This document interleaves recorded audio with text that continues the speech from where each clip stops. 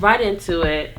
We all know what happened last week. Issa is now with Molly, getting all of the confusion out, as she should, because we are also confused. Very confused. I mean, like, do guys unpack all of their confusion and emotions like we do? Not in the same way. Okay. I don't think so. Obviously and not. Molly asked the golden question. It's the question that we all want to know. What kind of fuck was it? Was it a we back together fuck? Was it a fuck you fuck? Yeah, that determines it was definitely a lot. Fuck you fuck to me. I don't think so. I kind of have hope in that fuck.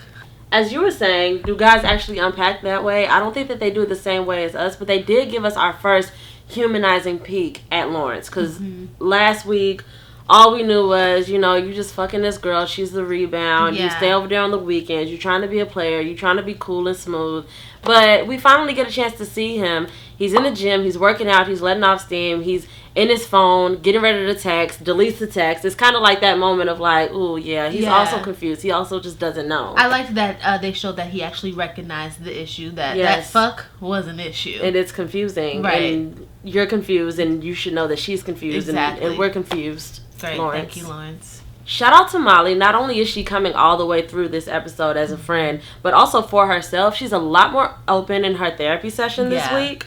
Very proud to see that. Again, very exciting and promising. I'd like to see the development of that she's opening up. Yes. It's key. I hope that it gets us somewhere very far into just learning more about who Molly is on the inside. Mm-hmm. We're getting there. My favorite thing about her therapy session was how the therapist pointed out how much she said should. Yes. And how telling is that for all of us. So many of us, especially women, not to keep beating on the black woman thing, but definitely black women, especially black women who were brought up a certain type of way and got a certain type of education, has got a certain type of job, and gets to a certain age and feels like my life should be different. Yeah. It should look different. It's just that whole thing about how we set standards for ourselves, and it's like breaking that. Like, yes. We don't have to be at this place that society has placed on us. Yes. So showing that and going through the motions of that was huge for me personally, because I'm a shoulda, coulda, woulda all the time. I love how her therapist, I feel like the therapist is trying to get her to a place of presence. Yeah. And I think that's what she was getting at. And that little small moment where she noticed she was about to say should. Yeah. Just her recognizing that. I like the growth already. So I'm really into this, what Molly is like representing. Me too. I feel her. Yeah. Cut to Tiffany's gala or gallery or whatever it was that she was putting on for a client. Mm-hmm. First of all, shout out to Amanda Seals. I'm her biggest fan. I loved the dynamic of each woman and the roles that they play when you're just going through something. Mm-hmm. And you have that friend that's just like, it's going to be okay. Everybody goes through things. And then you have that other friend that's just like, girl, do you see who you are? Fuck him. Your thing. Yeah. Shout out to that friend always. Yeah, you always need a friend like that for sure.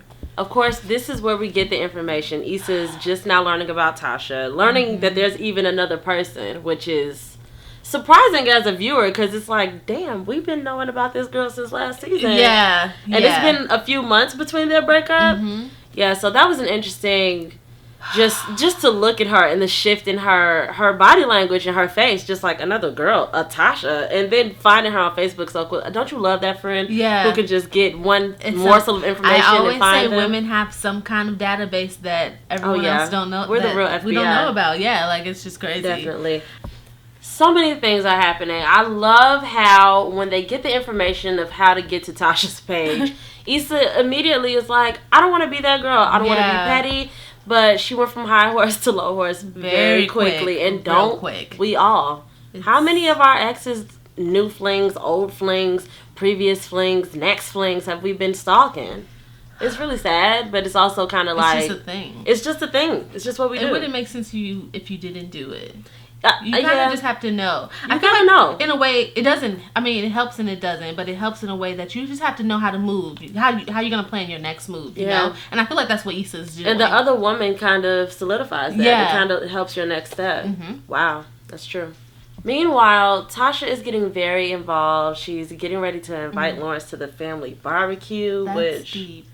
I mean, but then you think about it, it has been a few months. But, I mean, I don't fault her. No, I don't. But I'm starting to fault her less I fault her in a moment in that time when Lawrence kind of gave her the family. Yeah. She's like, no, you don't have to. Like, sis, no. You deserve what you deserve. Yeah. So don't back down and try to please him. Yeah. So just to get what you need out of this. Yeah. Like, do what you We do that all the time. As soon as the guy starts showing signs of, oh, it's not that serious. Oh, no, it's okay. Then we gotta be like, yeah, you're right. Yeah, totally. What was I thinking? I don't even know. You thought I said barbecue? I meant, like, let's just stay here. And, like, Tasha, get what you deserve, sis. I mean, take him to mama. Fuck. Yeah. No, don't. I mean, we know you're going to. But anyway, shout out to Lawrence for his honesty in that moment. Yes. I really do appreciate. That was a moment. He's really trying to battle us. Like, everybody who's anti-Lawrence he's really battling us to make sure that we know that he's not a bad guy or whatever. I do appreciate his honesty, and I appreciate... I also appreciate Tasha going on and saying, well, get the fuck out there. Yeah, you're going to have to do it. You're not going to fuck us both, sir. You can go ahead and go on about your business. Mm-hmm. So shout out to that. Shout out to the extra black woman in Molly's office. Yes, thank God for her. You just got to love those characters. And it's a great... just space, especially how they're showing Molly in the workplace. Yes. It's just like that backbone, somebody that she needs while she's going through this process True of figuring out where her paycheck's at. Yeah, I mean, where the rest of my money are. Okay, is, like, so first and foremost, she's key, and I think she's needed. And I hope to see Auntie again. Yeah, Auntie needs more roles. Yeah. Let's get her some more lines, because she gave me my life for a quick second. She said, "I'm scared of you. We're scared of you," and we need that support. Okay? Yes, I thought it was great. Chad's famous line this week is John Legend ass nigga. I did chuckle, I'm not gonna lie. I did. But this is just another example of black men not giving their fellow black man the opportunity to be vulnerable. Like, why would I want to come to you if you're gonna make fun of me about the way that I'm having feeling and unpacking what I'm feeling about what happened between me and my woman? They were together for 5 years. Like, do you really expect for any man to come out of a situation like that and just be a savage? I mean, they do, but they shouldn't. They shouldn't. Chad. That's not the truth, Chad. Yeah, Chad. Fucking womanizer. Chad. The way that Chad treated Issa when she stepped to the door, for what is all that for? Like, you know why she's here. She needs some answers. She's not coming to be messy. Is Lawrence home or not? Or not, like, bro. Don't feed into the mess. They've already got enough going on. Right. Just, like, be a friend. Be a mutual party in the situation and deal with it the best way you can. Don't do that. Like, don't choose sides. Chad needs to take some notes from Molly in that department. Okay. Going over to Issa's work life, interesting things are occurring there as well. Yeah. Initially, when Frida started talking to Issa about her discomfort with a racist comment that the vice principal had made, it was kind of like, I think they wrote it like this too. They wanted us to have that moment of like, girl, absolutely. Whatever, girl. Oh, sorry. Oh, you didn't sleep last night because he made a joke about a wall. Sorry. But at the same time, you get a little further and realize, like, oh, he's actually wildin'. Bigot doesn't have a color. He's actually extremely racist and extremely problematic to be in the school where there are black and brown kids of all types, including Mexicans, which he's clearly feeling some feelings towards and not being very nice to them. I'm sorry. Save your Spanish for the bus. I don't think you can say that to kids. I don't think you should. Okay. That puts Issa in a very interesting position of looking at her white friend where it's like, girl, whatever. You know, we deal with racism all the time. Yeah. Shut up. Be quiet. But then also you see Issa kind of taking it in when he's talking to her one-on-one and kind of just being like, I don't want to have to put you in your place. Yeah, but it is an awkward It's position. Sticky. It's interesting. It's an interesting one for us to see, definitely. Yeah. Speaking of uncomfortable workspaces, Molly is learning the hard way that assimilation is not always the way. She tried to put herself in with the boys club, like she called it, with her boss and with the other boys who just go to hockey games and do rich white dude shit all the time, I guess. Yeah. She tried to put herself in that space, went to work the next day, got treated. Yeah. But, I mean, you're not in that crew. You can't be in that crew. You don't want to be in that crew. Yeah. Let's push forward. Let's see how this goes. I'm interested to see how she's going to keep figuring out how to find her way through this whole work situation. I mean, I think the whole setup with the hockey scene, I think that was the right step. Like, she's trying to do what she can before it has to get real. Because I feel like it's going to get real. Oh, no. The thing Molly can do, though, is be a friend. She's bestie of the year for the setup with Lawrence. Yes. Just sets herself up to be casually in the same place as him. Absolutely. Oh, hey, how are you? How's it going? Oh, by the way, you think you'll take my friend back or no? That was perfect. Yeah. That was perfect.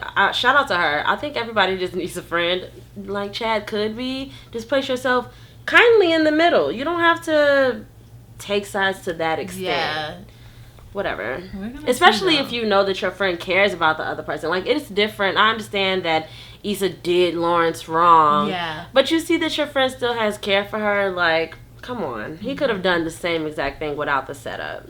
Unfortunately, however, Molly gave Issa that call to let her know bro did not say he wanted her back. But see, that's where it gets a little sticky for me, because although Lawrence was talking to Molly, is that his true feelings? Right. Are you putting on a front because you don't want her to see right through you? You know what I'm saying? Right. So we don't really and know we didn't the get answer. to see his demeanor. We didn't get to see that conversation. We kind of just went from Lawrence and Molly to Molly on the phone with Issa. That is pretty interesting. Those situations are always iffy, because it's like, did he really say that? Or did he say it like that? Yeah. Or did he mean that? Exactly. Maybe she didn't dig deep enough. Maybe it is true, though, because now my man's is all in with Tasha. All apologetic. So you think he's showing up at her house. I don't know. It's just, he's doing things with Tasha that... I think he's filling a void. I think, Obviously. I definitely think there are reasons behind it, but he's doing things with Tasha that I feel like Issa is doing for him as far as being apologetic. And his apologeticness is coming from sleeping with his ex when he hadn't even established a real relationship with her in the first place. And I think it's going to create an ugly domino effect, because with all this apologizing going on, look at Tasha. She's already taken him back, and they're not even together. And this is step one. And you're offering him a meal when you should have really sent him on his way. You hungry? She's dirty. I'm sorry. We said we was gonna stop talking about her. Quick shout out to SZA, who is all up and through the score of this show. I'm my super spirit proud. animal. I love you. Same. SZA is playing in the background, just sultry and smooth, supermodel, the way that we all feel sometimes. And we get to see Issa doing her little small adjustments into realizing he just might not be coming back. Yeah. You gotta go ahead and use both your closets, girl. Go ahead and put your pillow in the middle. Man. It cut Steve. It really did. That last scene really cut deep. Oh my God. It really truly did. But then Issa caps it off by letting us know that she's about to dive head first. Hopefully not head first. Don't be sucking people's dick. No, not right away. But into her whole face. She's about to jump right on into it. She gets right on that dating app. I hope it's Soul Swipe. Soul Swipe is so fun, guys. And she goes ahead and sends that message. Trying to fuck? But this is making me nervous. No, it's problematic. It's definitely... Everyone at this point is just acting off pure emotion. Exactly. And it's just keeping me hanging on this cliffhanger. I can't take it. So hopefully we get back to the next episode and she's getting banged up, and maybe she'll like it. Maybe she won't feel like a hoe. Maybe she'll lose a little bit of her feelings. Free herself. But probably not. But yeah, it's going to be the tale of all tales. She's going to feel good, and perhaps maybe Lawrence is going to realize that he needs her. I hope so.